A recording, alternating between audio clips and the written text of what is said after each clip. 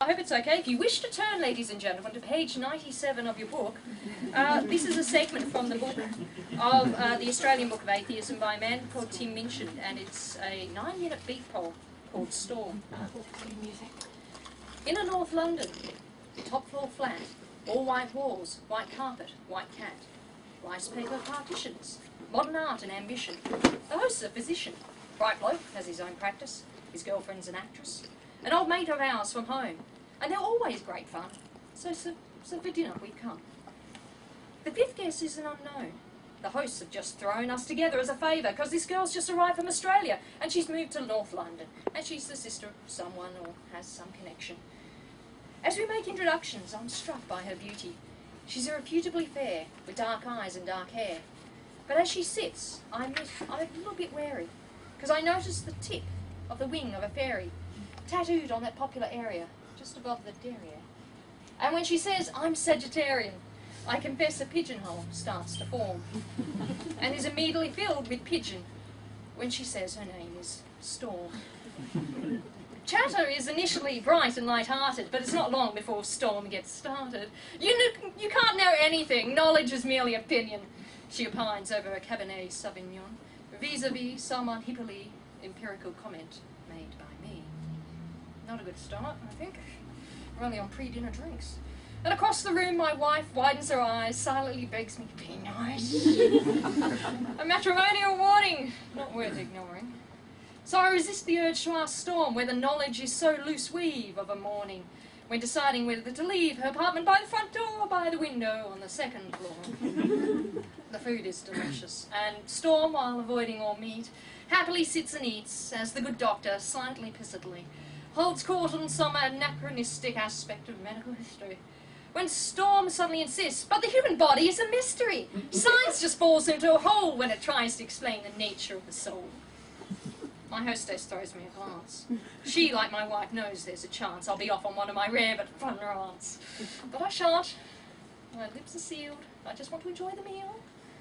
And now, although Storm is starting to get my goat, I've no intention of rocking the boat.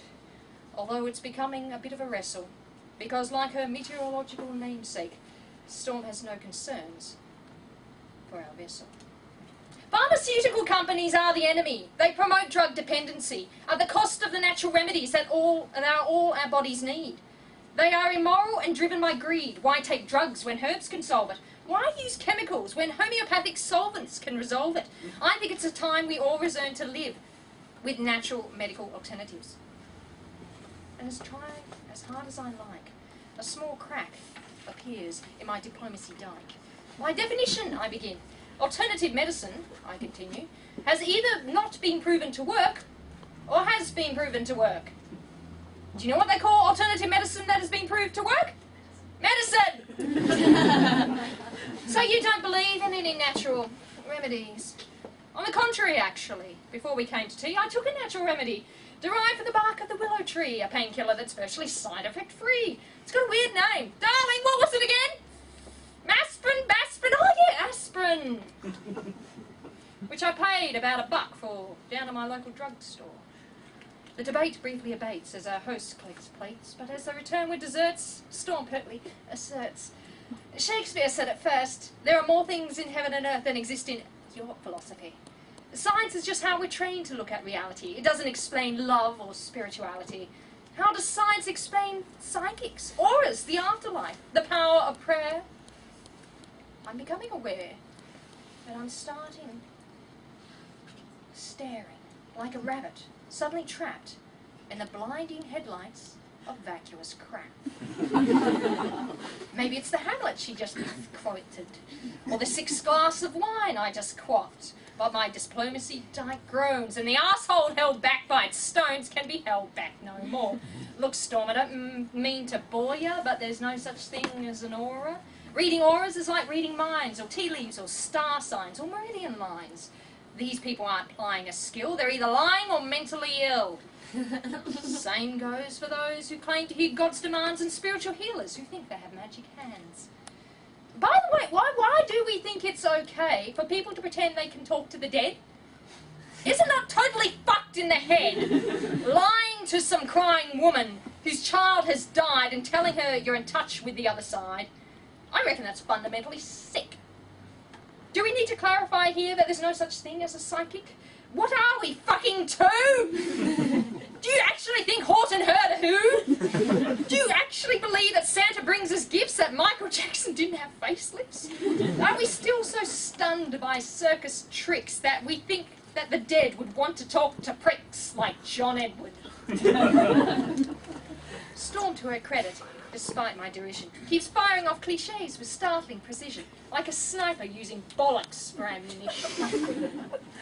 You're so sure of your position, but you're just closed-minded. I think you'll find that your faith in science and tests is just as blind as the faith of any fundamentalist. That's a good point. Let me think of it. No, wait. No, my mistake. That's absolute bullshit. Science adjusts its beliefs based on what it's observed. Faith is the denial of observation so that belief can be preserved.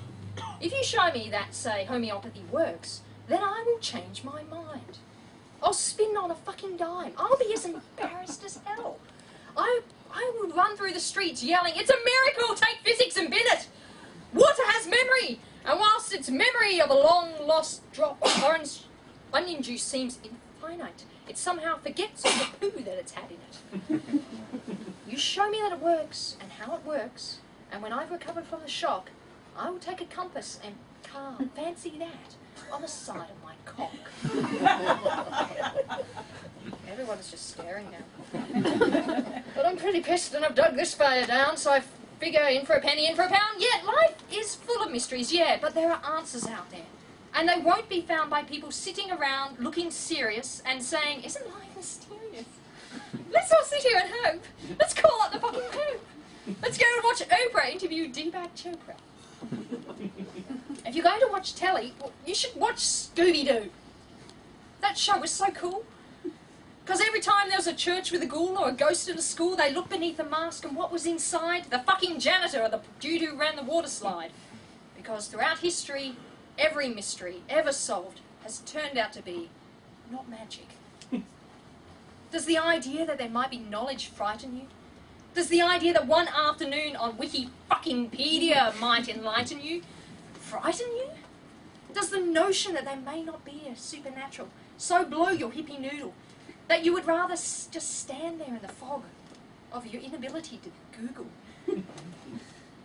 Isn't this enough? Just this world. Just this beautiful, complex, wonderfully unfathomable natural world. How does it so fail to hold our attention that we have to diminish it with the invasion of cheap, man-made myths and monsters? If you're so into Shakespeare, lend me your ear. To gild refined gold, to paint the lily, to throw perfume on the violet. It's just fucking silly. Or something like that. Or what about Satchmo? "I see trees of green, red roses too." And fine, if you wish to glorify Krishna and Vishnu in a post-colonial, condescending, bottled up and labelled kind of way, then whatever, that's okay. But here's what gives me the hard on. I am a tiny, insignificant, ignorant piece of carbon. I have one life, and it is short and unimportant. But thanks to recent scientific advances, I get to live twice as long as my great-great-great-great-uncles and aunts. Twice as long to live this life of mine. Twice as long to love this wife of mine. Twice as many years of friends, of wine, of sharing curries and getting shitty at good-looking hippies with berries on their spines and butterflies on their titties. And if perchance I have offended, think all but this, and all is mended. We'd as well be 10 minutes back in time, for all the chance that you'd change your mind.